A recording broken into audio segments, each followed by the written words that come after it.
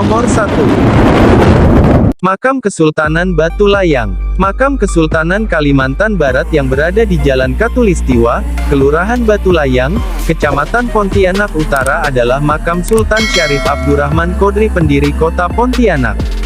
Makam ini terletak di tepi Sungai Kapuas Pontianak dan tidak jauh dari Tugu Katulistiwa. Dahulu makam Sultan Batu Layang hanya dapat ditempuh dengan berjalan kaki, sekarang jika ingin berkunjung ke makam Batu Layang sudah dapat diakses menggunakan kendaraan seperti mobil atau motor.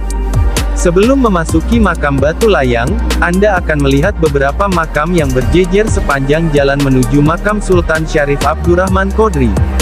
Masyarakat yang berziarah ke makam Kesultanan Batu Layang memiliki niat tersendiri, ada yang hanya ingin berwisata sambil menambah ilmu pengetahuan tentang makam kesultanan, ada pula yang berziarah karena niat yang telah dinazarkan sebelumnya.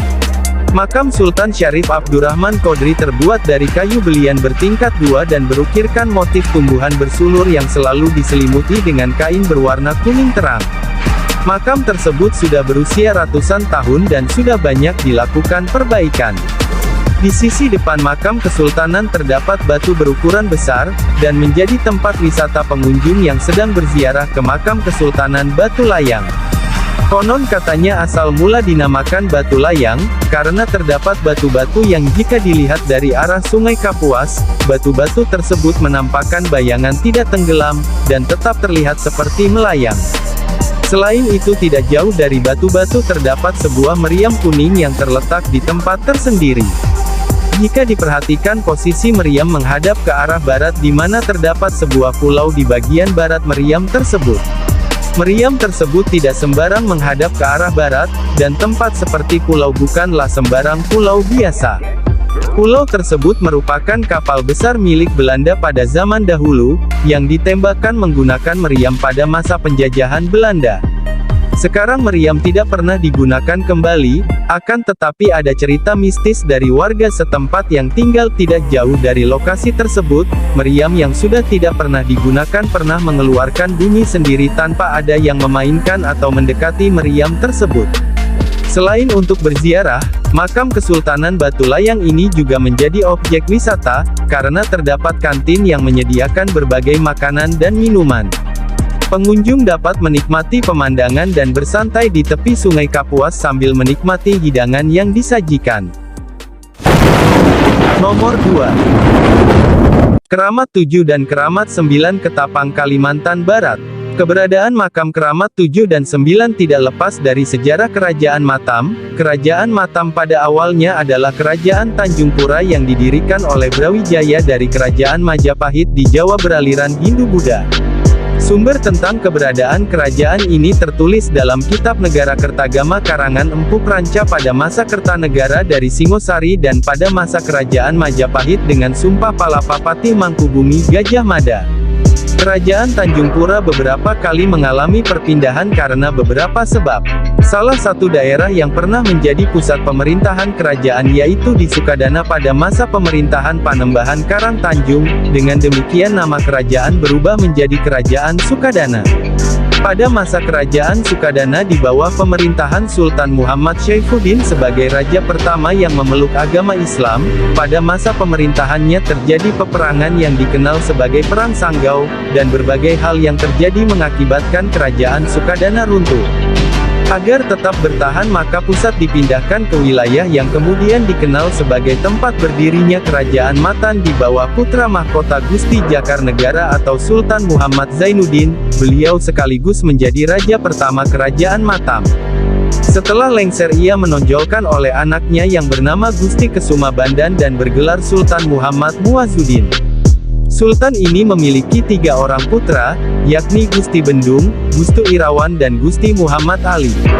Ketika ia meninggal kemudian oleh anak Gusti Bendung atau Pangeran Ratu Agung sebagai penerus tahta Kerajaan Matan dengan gelar Sultan Muhammad Tajuddin, sementara adiknya Gusti Irawan yang bergelar Sultan Mangkurat Raja di Kerajaan Kayong Matan atau Kerajaan Tanjung Pura II.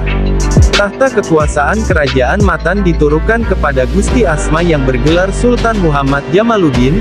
Pada pemerintahannya, pusat pemerintahan ke daerah Simpang dan kemudian kerajaan ini berubah nama menjadi Kerajaan Simpang atau dikenal juga dengan sebutan Kerajaan Simpang Matan. Peradaban Islam di Ketapang dapat diketahui dari beberapa peninggalan arkeologis.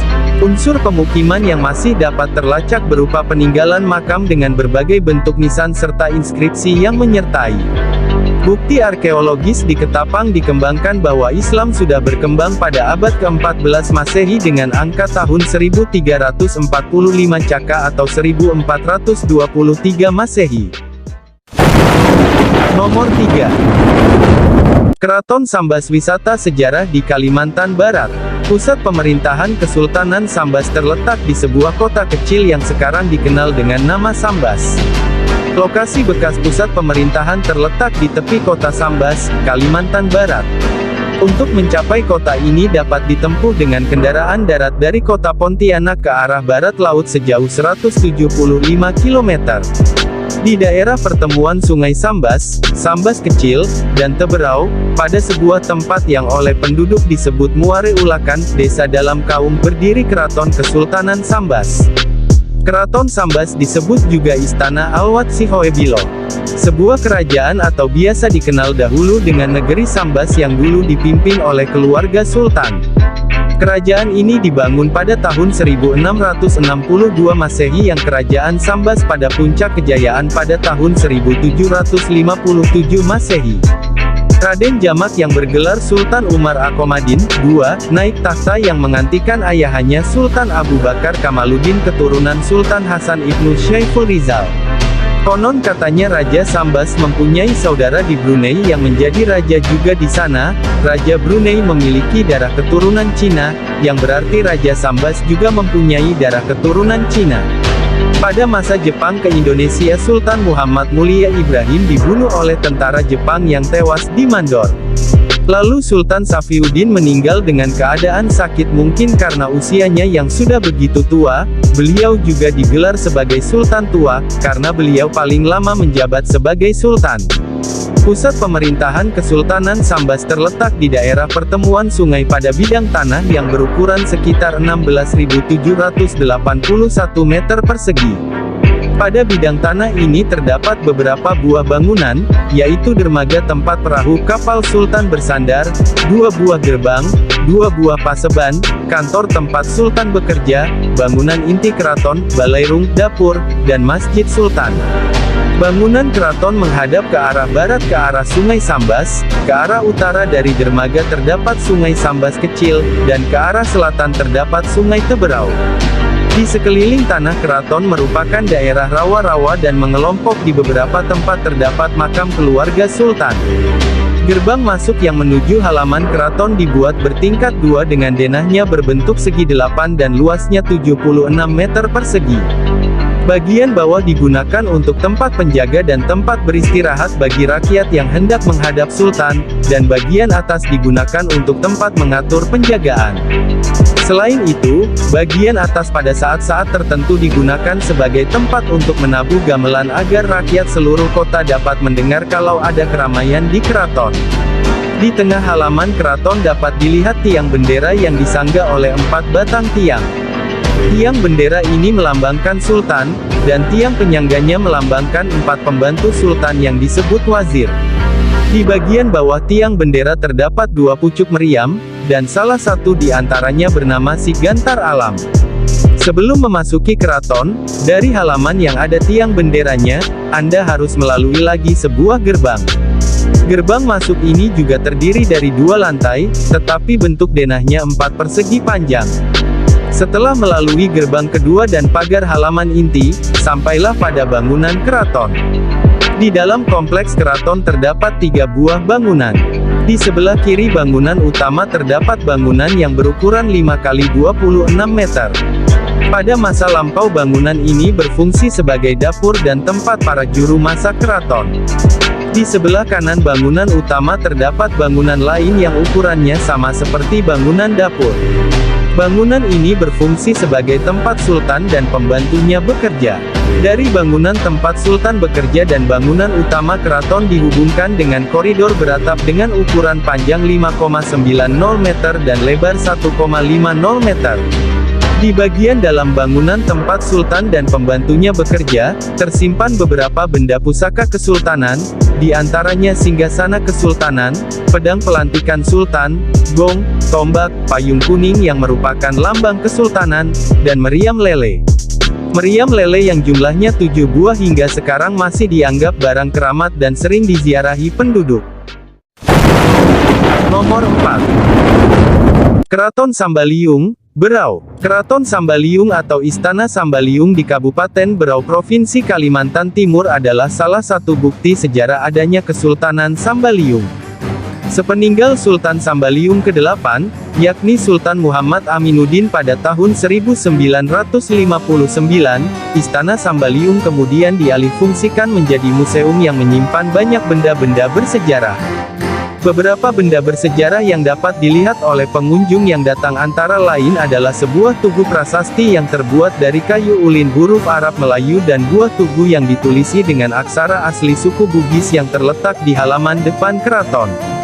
Koleksi lain yang cukup unik adalah adanya buaya sepanjang 4 meter yang telah diawetkan dan dipajang dalam kotak kaca di bagian luar keraton.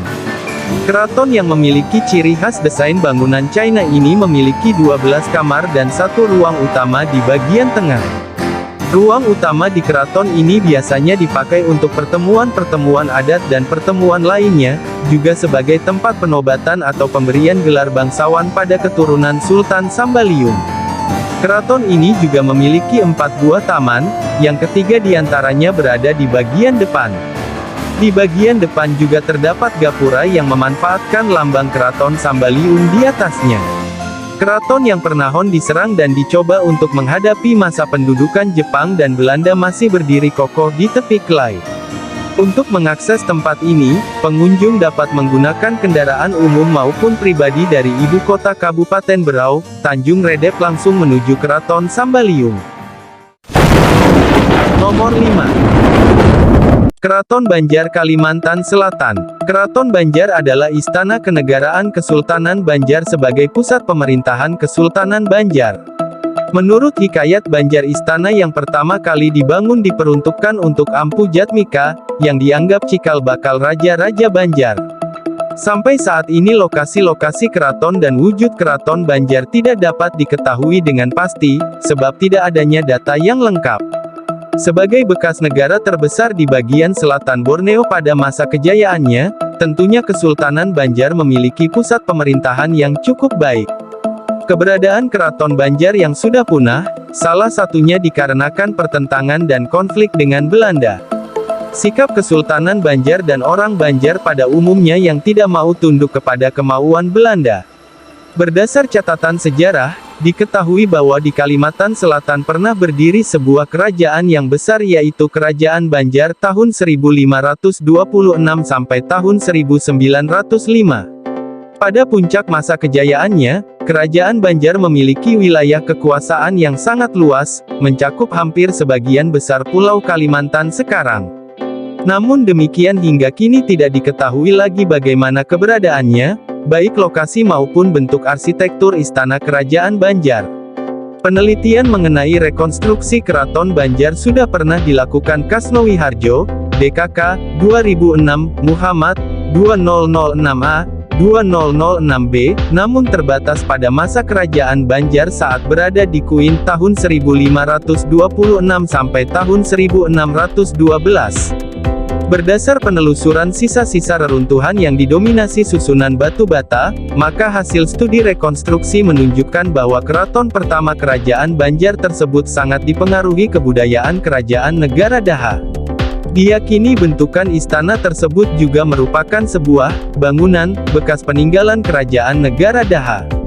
Sedangkan keraton Kerajaan Banjar setelah masa tersebut tahun 1612 sampai tahun 1905, yaitu saat di daerah Batang Banyu, daerah Kayu Tangi, daerah Bumi Selamat, daerah Cempaka, dan terakhir di daerah Sei Mesa tidak pernah diketahui.